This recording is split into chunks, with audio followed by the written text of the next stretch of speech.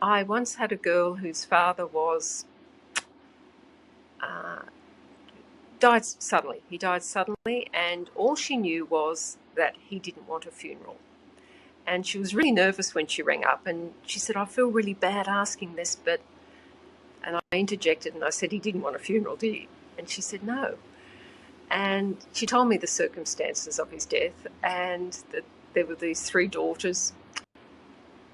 And I said, "Well, there's Dad who doesn't want a funeral, and then there's you guys. So how are we going to manage this?" Dad ended up not having a funeral in the most simple coffin that you could ever imagine, an unfinished raw MDF coffin.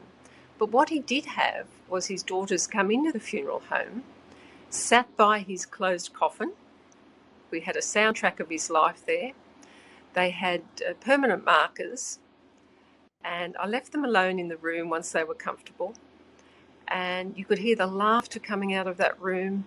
And then after about half an hour or 3/4 of an hour, I just knocked on the door and I said, "Is everything all right?" And they said, "Yeah, we're having a really good time here with Dad." And his whole coffin was adorned with all of these messages that they'd done in marker pens. And, we had a little chat for a while, and then they left, and Dad went off to the crematorium. So he didn't have a service, but he had those girls sitting in there with him.